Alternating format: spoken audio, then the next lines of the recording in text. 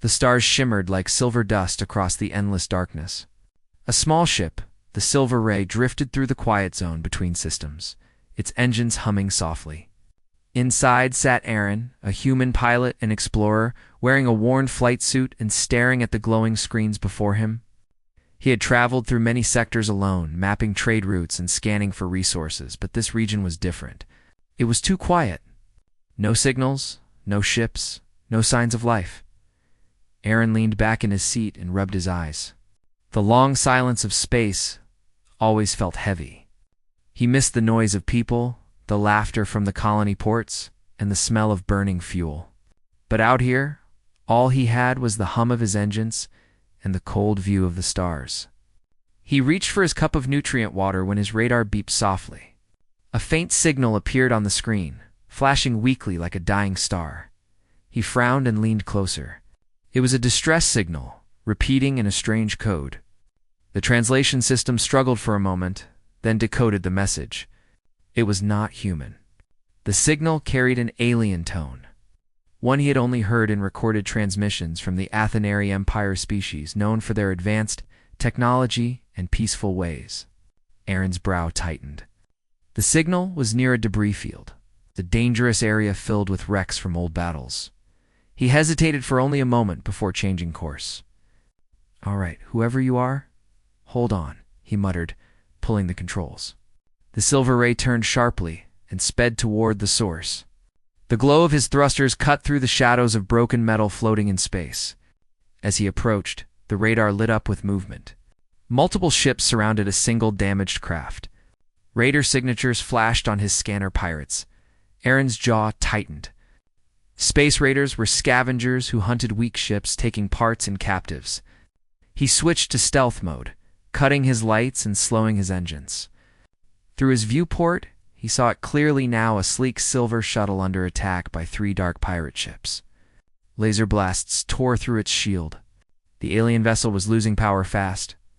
Without thinking twice, Aaron activated his weapons. "Let's make it even," he said quietly. His cannons charged, and he fired at the nearest pirate. The shot hit the raider's engines, sending it spinning into debris. The others turned toward him instantly, returning fire. The Silver Ray shook violently as red beams scorched its shields. Aaron gritted his teeth and pulled hard on the controls. His ship darted around the wrecks, dodging the blasts. He knew he was outnumbered. But his human instincts and fast reflexes gave him an edge. He weaved through the debris, using it as cover. One pirate tried to flank him, but Aaron spun around and fired a missile. The explosion lit up the void, scattering metal fragments like fireworks. The last pirate ship charged straight at him, firing wildly. Aaron took a deep breath and pushed his engines to full. The Silver Ray shot forward, passing inches from the enemy ship before spinning around and hitting its rear with a plasma bolt. The pirate exploded in a flash of red and orange light. For a moment, silence returned. Aaron exhaled and looked at the damaged alien shuttle. Its engines were flickering weakly. He approached slowly and opened his comms channel. "This is human pilot Aaron from the ship Silver Ray. You're safe now. Do you read me?" A faint voice answered, soft and melodic, though filled with pain. "This is Princess Lyra of the Athenary Royal Line. We are losing power. Our systems are failing. Please, help us." Aaron blinked. Princess, he had saved royalty. He shook his head, pushing the thought aside. "Hang on, I'm coming." He guided his ship close and connected the docking tunnel. As soon as the airlock sealed, he grabbed his emergency kit and stepped inside. The alien ship's interior was dim, filled with smoke and flickering lights. The walls shone faintly, as if alive with energy. Aaron moved quickly through the corridors until he reached the main cabin. There he saw 3 figures, tall and graceful beings with pale skin that glowed faintly under the lights. Their eyes shimmered like crystals, and their hair flowed like strands of silver. 2 guards lay injured, while one young woman struggled to stand beside them. Her clothes, once fine and regal, were torn and scorched. Aaron rushed forward. "Stay still. I'm here to help." The woman looked at him with wide eyes. "A human?" she whispered. "You answered our call?" "Yes, you're safe now." He knelt beside the guards and checked their wounds. The injuries were serious but treatable. He used his medkit, applying seal patches and oxygen packs. His movements were quick and sure. The woman watched him silently, her expression unreadable. When he finished, he looked at her again. "You're the princess." She nodded slowly. "I am Lyra. My ship was attacked during travel to the frontier colony. The raiders came out of the dark. We tried to fight, but they were too many." "You're lucky I was nearby," Aaron said with a faint smile. "Can your ship still fly?" She shook her head. "Our core is destroyed. We cannot move." "Then you'll come with me," he said, standing. "My ship can hold us until we reach a safe system." Lyra hesitated, glancing at the injured guards. "Can it carry all of us?" Aaron nodded. "Barely, but we'll make it." Together they helped the guards through the tunnel into the Silver Ray. Aaron guided them to the passenger cabin and secured them safely. Just as he turned back to the controls, the radar beeped again. More pirate ships, approaching fast. "They're back," he said grimly. "They must have called for reinforcements." Lyra's eyes widened. "We cannot fight again. My guards cannot move." Aaron checked his weapon systems. "Then we don't fight. We run." He fired the engines and blasted away from the debris field. The Silver Ray surged forward, but the pirates followed close behind. Energy blasts streaked past the hull, shaking the ship. Aaron's hands flew over the controls, adjusting power between shields and thrusters. Sweat ran down his temple as alarms blared. Lyra moved beside him, gripping the seat to stay steady. "Your ship. It is small but fast." "Fast enough," he said, teeth clenched. "Hold tight." He flew low along a massive asteroid belt, weaving between the giant rocks. The pirates tried to follow, but their larger ships struggled to maneuver. One slammed into an asteroid, bursting in flames. Another tried to flank him but was caught in a rock collision. The last ship fired again, striking Aaron's wing. Sparks flew across the cabin. Aaron cursed under his breath and redirected power. "We're hit. Shields are down." As the pirate ship closed in, ready for the final strike, Aaron's eyes darted to the navigation screen, spotting a narrow cave opening inside a massive asteroid ahead. It was risky, but he had no choice. "Hold on!" he shouted. He dove straight toward the asteroid and slipped through the narrow passage, scraping the ship's side. The pirate tried to follow, but clipped the entrance and exploded. Inside the cave, silence returned. Aaron's breathing slowed as he powered down the engines. The ship's lights dimmed, leaving only the soft glow from the controls. "We're safe for now," he said quietly. Lyra stared at him, her glowing eyes filled with awe. "You risked your life for us. You did not even know who we were." Aaron shrugged. "Didn't need to. You were in trouble. That was enough." She smiled faintly. "Among my people, bravery is rare. Many would have fled." "Humans are stubborn," he said with a small grin. "We don't like watching people die." The smile faded when he looked at the warning lights. His oxygen reserves were low, and his fuel was nearly gone. The ship had taken serious damage. "We can't stay here long. We need to send a signal to your empire." Lyra nodded and used her wrist device to transmit a beacon. "Our nearest patrol should find us within a few hours." Aaron nodded, leaning back in his chair. Exhaustion washed over him. His side throbbed from where a piece of metal had cut through his suit during the fight. He ignored it, too focused on the controls. Lyra noticed the blood seeping from his uniform. "You are injured." "It's nothing," he said, trying to brush it off. But his voice trembled. She moved closer and placed a glowing hand over the wound. Her touch felt warm, like sunlight. A soft light spread across the fabric, slowing the bleeding. "You saved my life," she said quietly. "You should not suffer for it." Aaron smiled weakly. "Just part of the job." Minutes passed in silence as the beacon pulsed through space. The tension faded slowly, replaced by the quiet hum of the damaged engines. Lyra sat beside him, watching his tired face. He had risked everything for strangers, something her people would never understand. When the Athenary patrol finally arrived, her ships surrounded the asteroid and sent a transport to rescue them. Aaron refused to leave until he made sure the princess and her guards were safe aboard. Only then did he allow himself to rest, as the medics tended to him. Lyra stood nearby, her gaze fixed on the human who had bled to save her. She felt something stir within her, a sense of respect and wonder. He was fragile compared to her kind, yet he fought like a storm against the darkness. When Aaron finally drifted into sleep, the princess whispered softly, "You may not know it, human, but you have changed the stars tonight." Outside, the patrol ships carried them toward the shining world of the Athenary capital, where the act of one human would soon echo across an empire. The light of dawn on the Athenary homeworld was like no sunrise Aaron had ever seen. The sky shimmered in shades of pale gold and violet. The twin suns cast long silver reflections over the crystal towers that reached high into the clouds. The royal city was beautiful, vast and almost silent. Everything glowed softly, as if the world itself breathed light.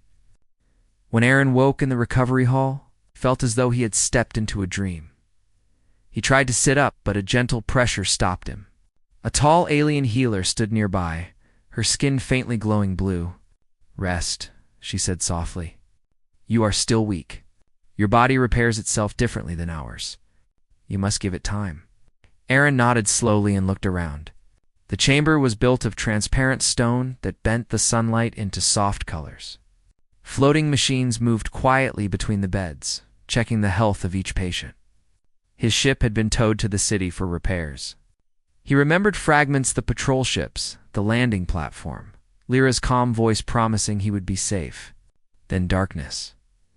Now as he lay under a layer of silver cloth, he felt strange in this place. His world was one of metal and noise. Here, everything seemed alive and peaceful. It made him uneasy. He had saved a princess, but he was still a stranger among them. Hours passed before the sound of soft footsteps broke the quiet. Lyra entered, dressed in a white robe that shimmered faintly under the hall lights. She smiled when she saw him awake. "You are strong, human. The healer said you might take days to wake, yet here you are." Aaron sat up a little, wincing at the pain in his side. "I've had worse. How are your guards?" "They live thanks to you," she said gently. "My people owe you their lives. You risked yourself when you had no reason to. That is not forgotten." "I didn't do it for a reward," he said. "Anyone would have done the same." Lyra's smile faded a little. "Perhaps among your kind, but not among mine. The Athenary have lived in peace for centuries. We have forgotten what it means to fight for survival. You bled for me when my own soldiers could not stand." Aaron didn't know how to reply. He looked at his bandaged hands and changed the subject. "What happens now?" "My ship was damaged. I'll need supplies before I can leave." Lyra hesitated. "The Queen wishes to meet you. She has ordered that your ship be repaired. But she also wants to speak with you herself, the Queen?" Aaron raised an eyebrow. "Your mother?" "Yes," Lyra said, her voice lowering. "Queen Marone of Athenor. She rules the empire with wisdom and great power. You saved her only daughter. That means much to her." Aaron smiled slightly. "Let's hope she's in a good mood." Lyra's eyes softened with concern. "She is grateful, but she is also cautious. Humans are still unknown to us. Be honest with her, and you will be safe." Later that day, when the suns were high, Aaron was taken to the royal palace. He walked through towering gates that shimmered with flowing energy. Guards in silver armor lined the path, their faces calm and unreadable. The palace itself was carved into a mountain of crystal, glowing softly from within. Every surface reflected light like water. Aaron had seen many worlds, but never anything like this. As he entered the grand hall, he saw Queen Marone sitting upon a high throne made of transparent stone. She was tall, graceful, and wore a crown that floated just above her head, spinning slowly in the air. Her eyes were cold but curious, filled with intelligence that seemed to see through everything. Lyra stood beside her, watching silently. Aaron bowed slightly. "Your Majesty?" The Queen's voice was calm and steady. "You are the human who saved my daughter." "Yes, Your Majesty," Aaron said. "I found her ship under attack and did what I could." "You bled for her," the Queen said, her gaze sharpening. Our healers told me of your wound. You fought alone against raiders 3 times your number. Why? Aaron hesitated, unsure what kind of answer she wanted. Because it was right. No one deserves to die out there. The Queen's expression didn't change. Right. A word with meaning but no value in space. You risked your life for strangers. Do you understand what that means among my people? He looked at her directly. I didn't do it for meaning or for what people think. I just did what needed to be done. For a moment, silence filled the hall. Then the Queen rose slowly from her throne and descended the steps, her gown flowing like mist. She stopped before him, studying his face. You are unlike the warriors of old. There is no greed in you, no hunger for glory. You fight because you must. Aaron didn't respond. He felt out of place in this shining palace, surrounded by beings who looked like living light. Yet her words carried a strange weight. The Queen turned to her daughter. You have brought us a curiosity, Lyra. A man who bleeds and yet stands proud. Tell me, human, what does your world seek from ours? Nothing, Aaron said honestly. I only want to fix my ship and go home. Marin's eyes narrowed slightly. So humble. Yet your act has already changed more than you know. News of a human saving royal blood has spread. My council sees it as a sign, a new link between our worlds. But others fear it. Fear? Aaron asked. The Queen walked slowly back to her throne. The Athenari are old. We have known peace for generations. We have grown comfortable. Some believe contact with your kind will bring chaos. That your nature, your will to fight will infect us. Aaron frowned. I'm not a disease. I'm just a man who saw someone in danger. Lyra spoke softly. Mother, he is no threat. He has done nothing but help. The Queen lifted her hand to silence her. Perhaps we shall see. For now, you will stay as a guest of the crown. Your ship will be repaired, and you will be given rest. Aaron wanted to argue, but stopped himself. He could see that the Queen's words, though polite, left no room for choice. As you wish, he said quietly. The guards escorted him to a guest chamber overlooking the shining city. It was more like a palace suite than a room filled with soft light. Warm air and strange flowing music that played from invisible sources. Yet Aaron could not rest. He walked to the balcony and stared at the twin suns as they dipped toward the horizon. The city below shimmered like a sea of glass.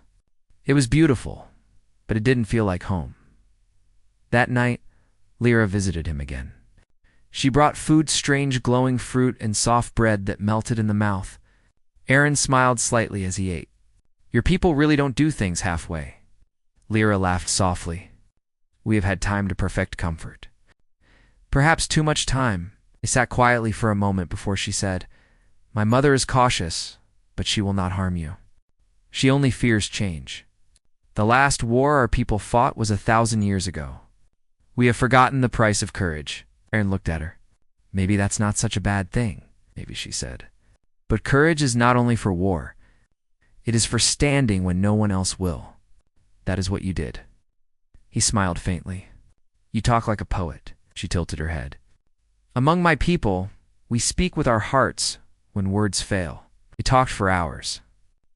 Lyra told him about her world, the floating gardens, the songs that could move mountains, the people who lived without hunger or fear. It sounded perfect, yet she spoke with a sadness that surprised him. Peace has made us hollow, she said quietly. We have no purpose beyond survival. My mother believes your kind still remembers what it means to struggle. Aaron listened, thinking of his home. Earth was not perfect. It was full of conflict, hunger, and storms. But it was alive. People there still dreamed, still fought for something better. He could see now what she meant.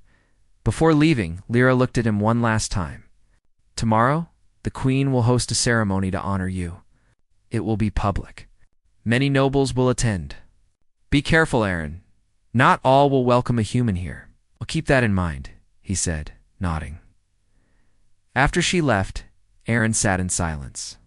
The alien sky outside darkened, stars beginning to appear one by one. Somewhere out there, his ship waited for him, still damaged, but not broken, just like him. He wondered what would come next. He had saved a princess. But now he was tangled in a web of royal politics and ancient fear. When morning came, the palace was alive with music. The ceremony hall was vast, its ceiling open to the sky. Thousands of Athenari filled the terraces, their bodies glowing in soft colors. Aaron stood near the platform beside Lyra, feeling the eyes of an entire empire on him. Queen Marin rose, her voice echoing through the hall. "Today we honor a being from beyond our stars," she said. "A human who risked his life to save the blood of Athenar. Let his courage remind us that even among strangers, there is still light." Applause filled the hall, though Aaron could see doubt in some faces. Many whispered to each other, their eyes sharp with curiosity or unease. He stood quietly, unsure what to feel. The queen stepped forward, her gaze steady. "Aaron of Earth, you have proven the worth of your kind. For that, you shall be granted the title of Guardian of Unity, protector of the bond between our worlds." Aaron's eyes widened. "Your Majesty? That's not necessary." But she raised her hand. "It is decided. You will remain among us, not as a prisoner, but as a symbol." The crowd cheered, but Aaron felt a chill. This was no gift. It was a chain made of honor. He had wanted to leave quietly, but now his fate belonged to an empire that did not understand him. From the balcony above, Lyra watched him with worry in her eyes. She could feel what he felt, gratitude mixed with unease. The queen smiled, graceful and calm, but in her heart. She was already planning how to use this strange human to strengthen her fading people. The night after the ceremony, the Athenari city was filled with light and music. But in the highest tower of the palace, Aaron could not sleep. He stood on the balcony, looking down at the shining streets below. The cheers from earlier still echoed faintly in the air. The people had celebrated him, yet he felt no joy. He had been given a title Guardian of Unity, but he knew what it really meant. He was no longer free. He turned as the door opened quietly behind him. Lyra entered, her face calm but her eyes troubled. "You should rest," she said softly. Aaron smiled faintly. "I've been in worse places, but I've never been a guest who wasn't allowed to leave." Lyra sighed and came closer. "My mother means no harm. She believes your presence will remind our people of strength. But I know you feel trapped, not made for thrones and speeches," he said. "I'm just a pilot. I want to fix my ship and go home." She will not allow it," Lyra whispered. "Not yet. She fears losing what your courage represents. Our people talk of you as a symbol of renewal. If you leave now, the idea might fade." Aaron looked at her steadily. "So I'm a tool." "You are a light," she replied. "Even if you do not want to be." He didn't answer. They stood in silence for a while, watching the twin moons rise above the city. The air shimmered faintly with silver dust. For a brief moment, it felt peaceful. But deep inside, both of them knew that peace was fragile. Days passed. Aaron was treated as a hero, invited to every royal meeting and gathering. The nobles watched him with interest, some with admiration, others with suspicion. Queen Marin often summoned him to speak about human history, war, and strength. She asked endless questions about the way humans survived their harsh world. Aaron answered honestly, but each time he did, he saw the same look in her eyes, a spark of calculation, as if she was learning something far more important than simple stories. One morning, during a private audience, the queen said, "Your kind fights against nature and against itself, yet you endure. Tell me, Aaron, what drives humans to survive?" He hesitated. "Because we don't have a choice. We keep going because stopping means dying." The queen smiled faintly. "And do you believe that strength can be taught?" Aaron frowned. "It can be shown, not taught. You have to feel it. You have to lose something first." She leaned back. "Then perhaps it is time my people remember what it means to lose." He didn't understand her words then, but later he would. That evening, Lyra found him walking in the palace gardens. The air smelled of glowing flowers, and streams of liquid light flowed through the paths. She looked worried. "Aaron, something is happening. The queen has ordered our fleets to move toward the border." Ow. "The border?" he asked. "I thought your people didn't fight." "We don't," she said. "But now she says, We must remind the stars that Athenor is strong. She believes your presence has inspired this proof that courage still lives among us. Aaron stopped walking. That's not what I wanted. I know, Lyra said quietly. But she sees things differently. To her, courage and control are the same. Aaron clenched his fists. Then I need to speak with her. He went to the throne room where the queen was meeting with her advisors. The guards hesitated to let him in, but one look from her made them step aside. You wish to speak, Guardian? She said calmly. You're preparing for war, he said. Why? The queen regarded him with cool eyes. Because our neighbors grow restless. They see peace as weakness. Your act showed me something. Fear is born from stillness. Strength returns only through motion. War isn't motion. It's destruction. It is survival, she replied. You said humans fight because they must. So will we. Aaron shook his head. You don't understand. My world fights to survive, not to prove power. You're risking everything. The queen stood. Her voice was firm, but not cruel. And yet, we have risked nothing for too long. My people dream in comfort while the universe sharpens its claws. I will not see us fade into dust. Lyra stepped forward, her voice trembling. Mother, please. This isn't the way. But the queen's gaze softened only slightly. Daughter, you were saved by this human's courage. You know what it means to be helpless? I will not allow that again. Aaron realized he couldn't change her mind. Her path was set. He left the hall in silence, his thoughts heavy. Over the next days, tension spread through the city. Warships rose from their docks, shining silver against the dark sky. The citizens cheered as they flew past, believing in their queen's promise of renewed strength. Aaron felt guilt twist inside him. His single act of compassion had turned into a spark for conflict. He spent more time with Lyra, trying to understand what could be done. If she goes through with this, he said, many will die. I know, Lyra whispered. But the council supports her. They think this is destiny. Then we find another way. Together they searched the archives for anything that could convince the queen otherwise, records of old wars. The scars left by forgotten battles. They found stories of entire worlds lost, of peace that came too late.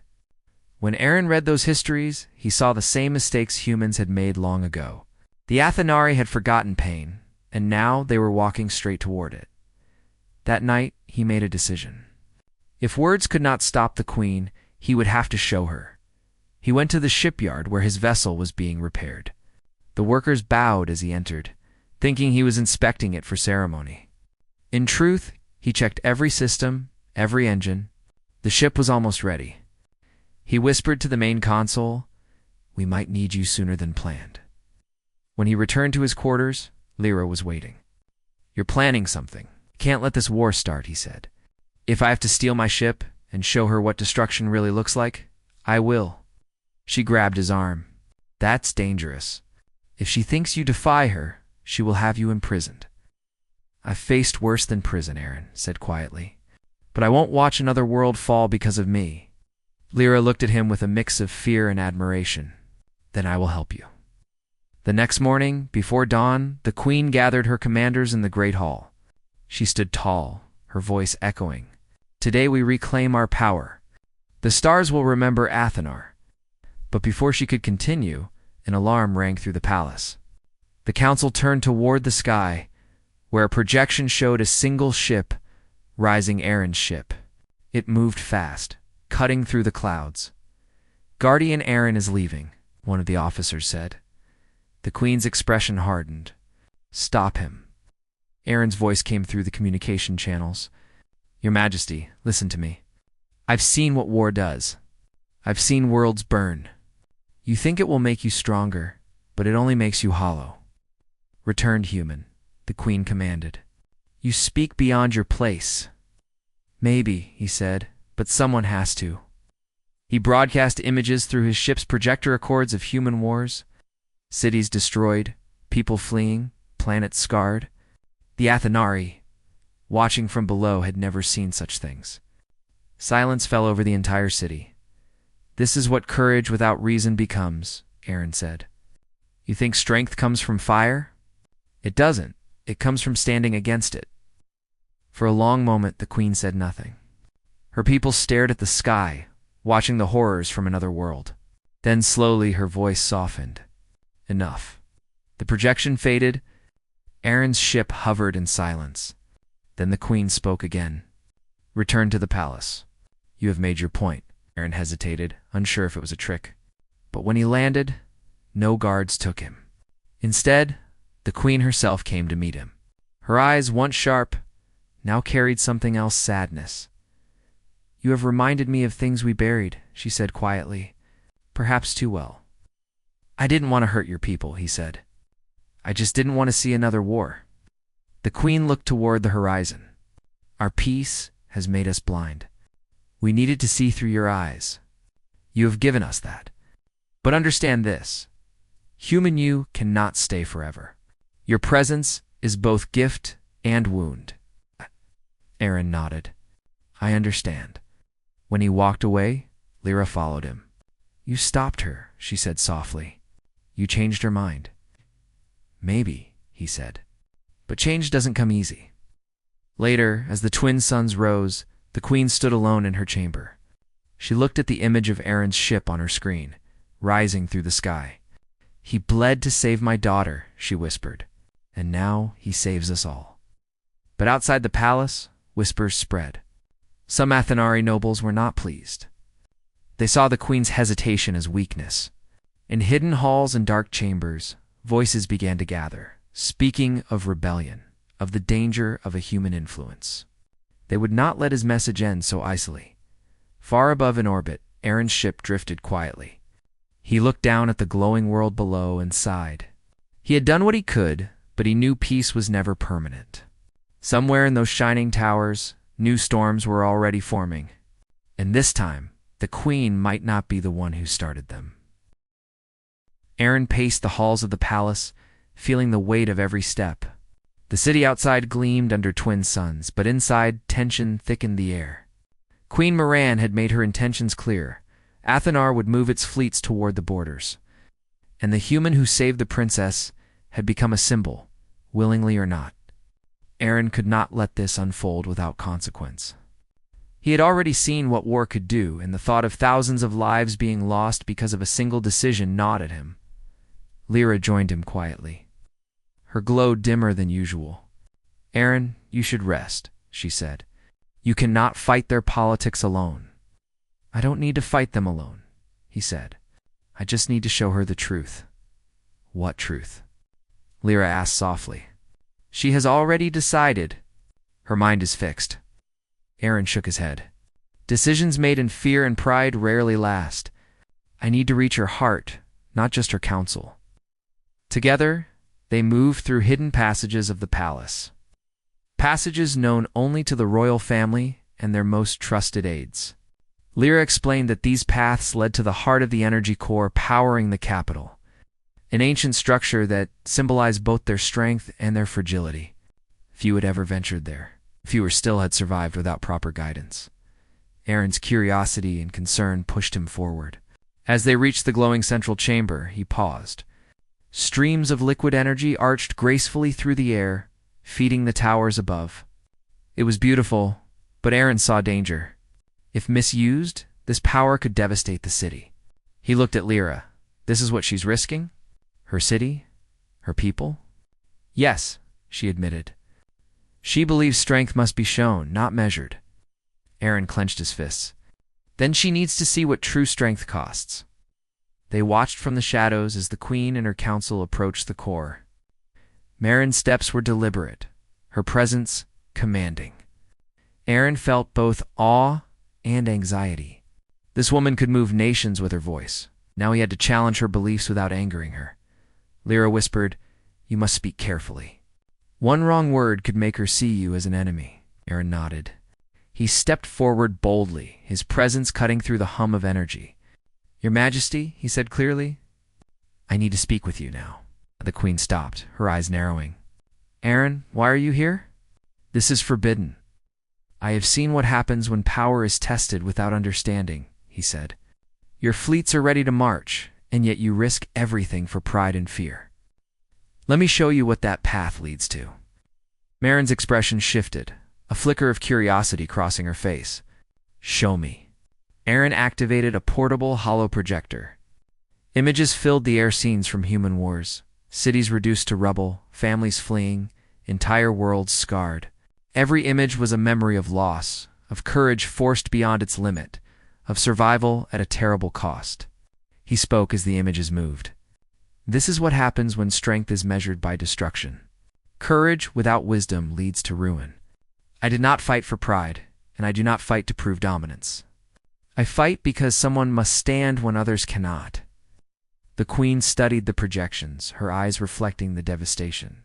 Silence filled the chamber. Even the streams of energy seemed to pulse slower, as if holding their breath. Aaron stepped closer.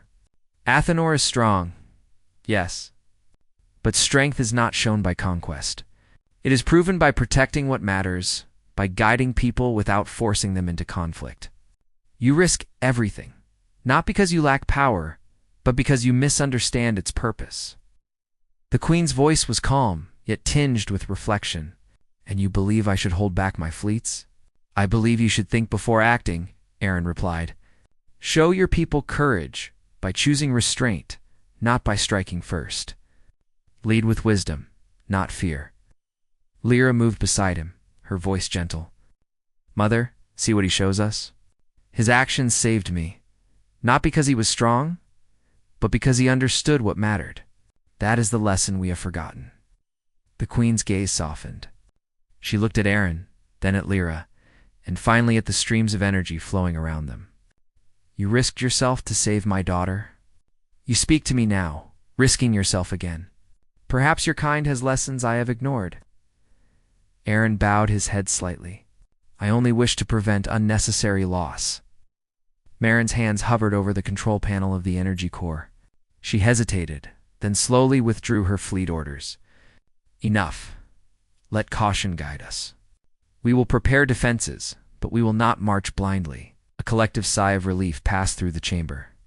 Aaron felt tension leave his shoulders, replaced by exhaustion. He had done it. He had stopped the queen from taking a path that would have led to disaster. Outside the chamber, nobles whispered, some relieved, others uncertain. The queen addressed them with a calm voice, declaring that the empire would focus on strengthening its people, not seeking conflict. Aaron watched from the shadows as the council absorbed her words. Resistance still lingered, but the immediate danger had passed.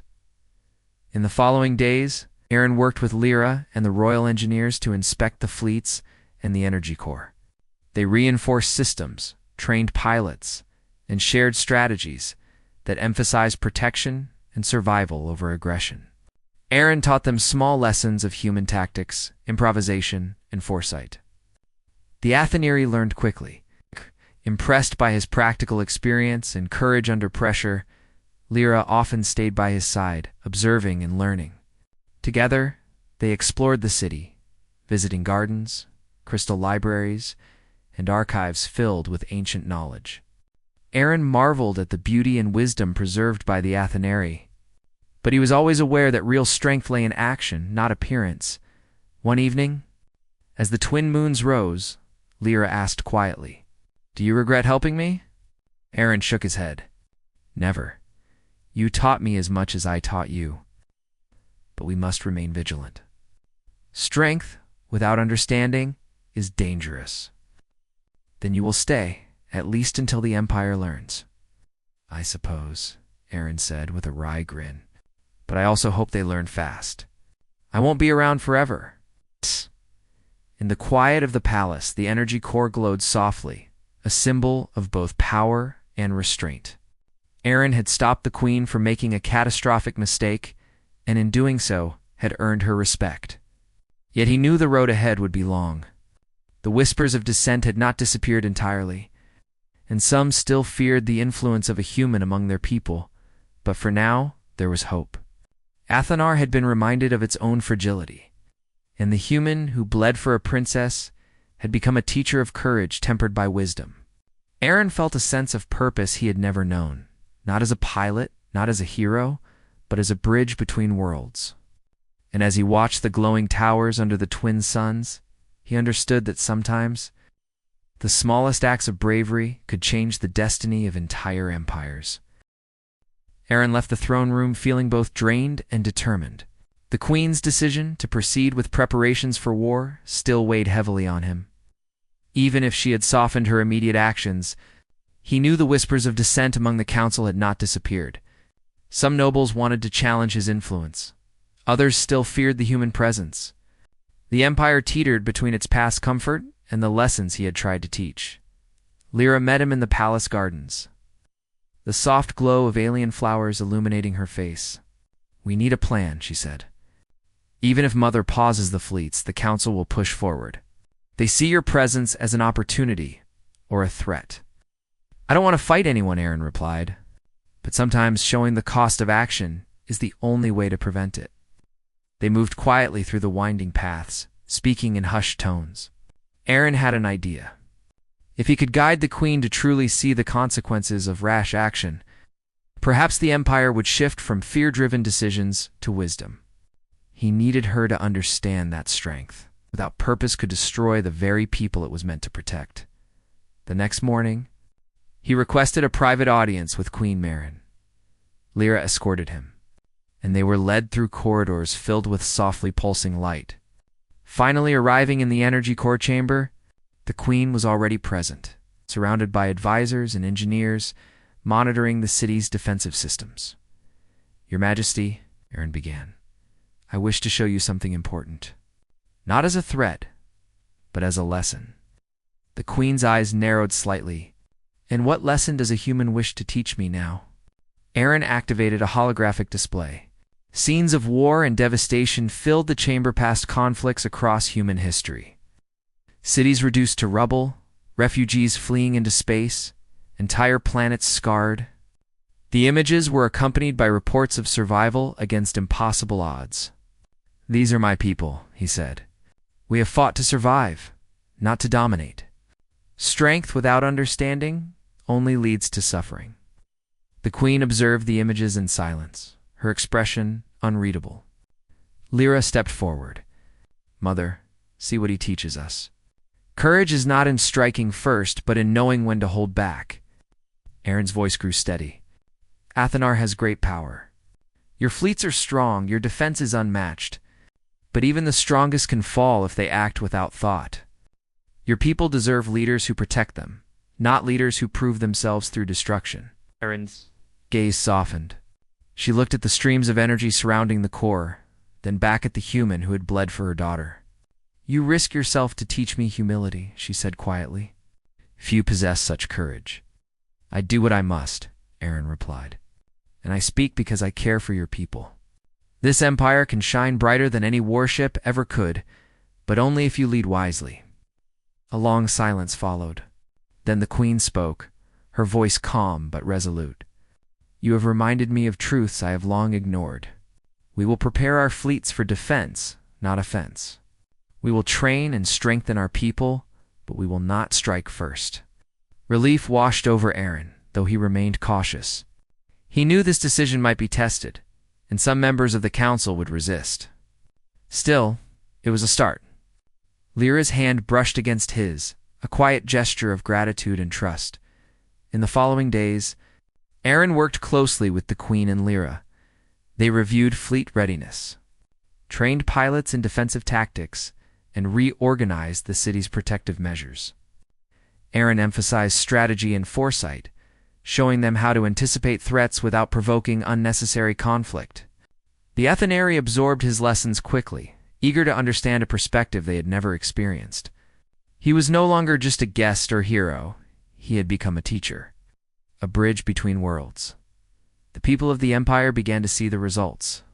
Patrols became more coordinated, emergencies handled with precision, and the fleet moved as one entity rather than a force of intimidation.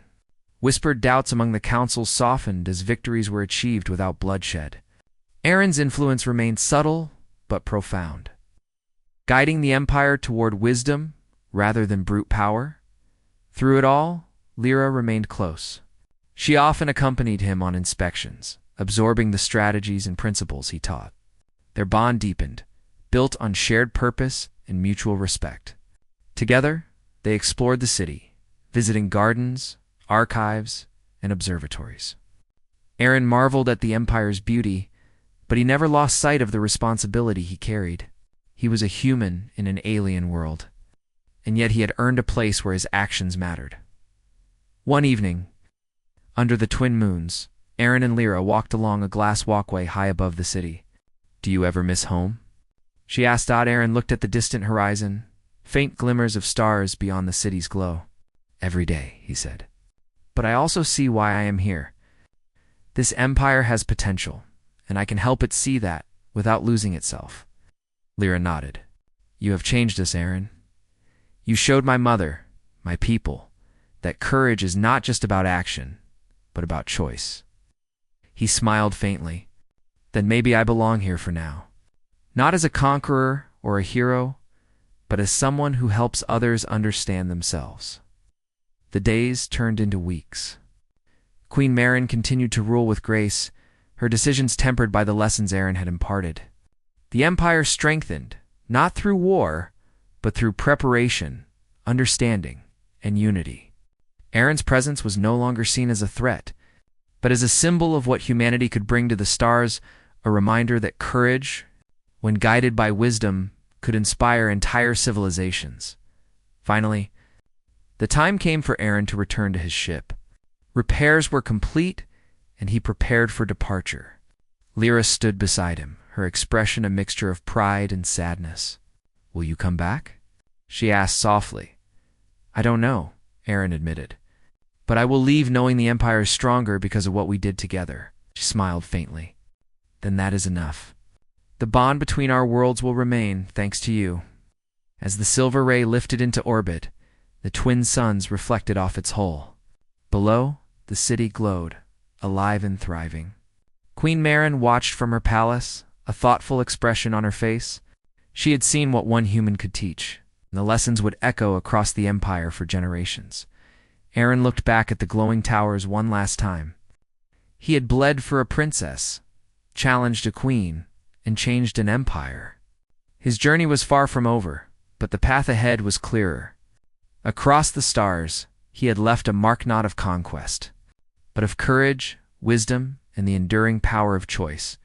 As the ship soared into the depths of space, the legend of the human who bled to save an alien princess and earned the respect of a queen began to spread. In every Athenary home, children would hear the story, not of a hero who conquered, but of one who showed that true strength came from understanding, compassion, and the courage to stand for what is right. Aaron had become more than a pilot. He had become a symbol, a bridge between worlds, a reminder that even in the vastness of space, one act of bravery could unite entire species and change the course of history forever.